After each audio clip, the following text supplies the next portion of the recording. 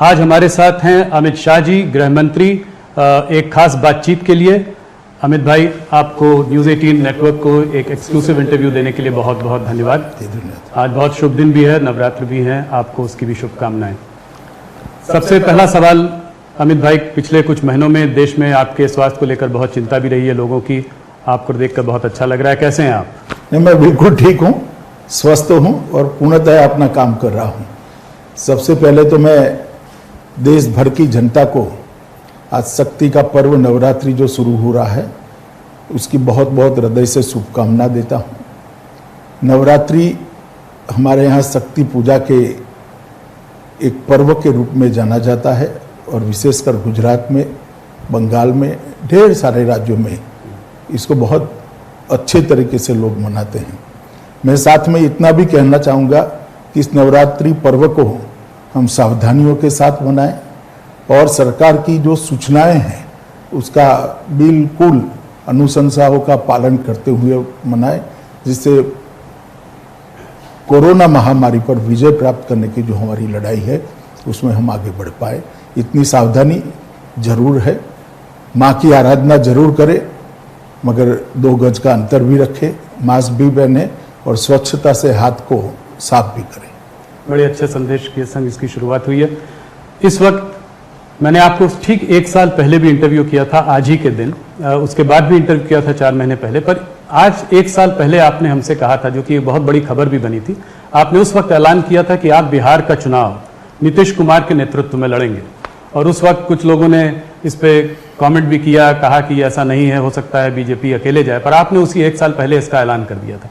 तो 2015 और आज इसको आप कैसे देखते हैं? उस वक्त आप नीतीश जी के खिलाफ थे, आज आप नीतीश के साथ हैं, तो इस चुनाव में आपका आंकलन क्या है और आपका प्रेडिक्शन बहुत वो माना जाता है, क्या नंबर लगाएंगे आप कि कितनी सीट जीतेगी? देखिए, हमने जब से नीतीश कुमार जी के साथ हमारी सरकार बनी तब से भारतीय जनता पार्टी ने फैसला किया था कि बिहार का जो 2020 का चुनाव है वो हम नीतीश कुमार जी के नेतृत्व में लड़ेंगे।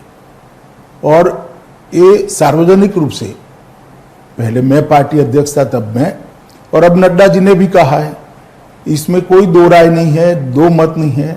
मैं आज फिर से दोहराना चाहता हूं कि चुनाव बिहार में श्री नीतीश कुमार के नेतृत्व में लड़ा जा रहा है और नरेंद्र मोदी जी एनडीए के सर्वमान्य प्रमुख नेता हैं, उनके नेतृत्व में लड़ा जा रहा है। तो जो कुछ भी भ्रांतियां फैलाने का प्रयास कर रहा है, मैं आज इस पर बड़ा फुल स्टॉप लगाना चाहता हूं। नीतीश कुमार ही बिहार के अगले मुख्यमंत्री होंगे। अगर भारतीय जनता पार्टी की सीट ज्यादा आएंगी तब भी? देखिए, अगर मगर का सवाल ही नहीं है। एनडीए को 2/3 बहुमत मिलने जा रहा है और नीतीश कुमार जी मुख्यमंत्री बनेंगे। तो ये आपका प्रेडिक्शन है जी। इसमें अगर बीजेपी की ज्यादा सीटें आएंगी तो भी मुख्यमंत्री नीतीश जी ही बनेंगे? देखिए राहुल जी, कुछ कमिटमेंट इस प्रकार के होते हैं जो सार्वजनिक तौर पर किए जाते हैं और उसकी पालना होती है। इस चुनाव में एक अलग मुद्दा जो उठकर आ रहा है वो है चिराग पासवान जी का।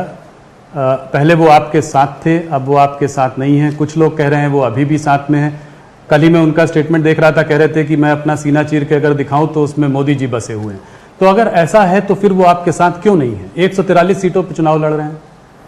अब मेरे साथ क्यों नहीं है, हमारे साथ क्यों नहीं है, इसका जवाब तो चिराग जी ही दे सकते हैं। मगर मैं पहले, बहुत दुखद घटना अभी अभी हुई, श्री रामविलास जी हमारे साथ नहीं रहे जी। और रामविलास जी समाजवादी आंदोलन की उस पीढ़ी के कार्यकर्ता थे जिन्होंने सामाजिक न्याय के लिए बहुत बड़ा काम किया। लगभग 5 दशक तक देश की राजनीति को वो योगदान करते रहे और बिहार के ही थे और खास कर दलितों के लिए बहुत बड़े नेता रहे। मैं श्री रामविलास पासवान जी को श्रद्धांजलि देना चाहता हूं। और जहां तक लोजपा भाजपा जदयू के गठबंधन का सवाल है, भाजपा की ओर से, जदयू की ओर से लोजपा को उचित जो बनती थी वो सीटों को कई बार ऑफर किया गया, कई बार नेगोशिएशन भी किया गया।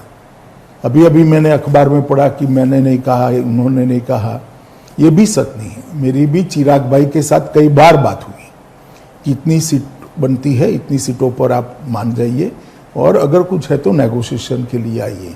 कितनी सीट दी थी आपने?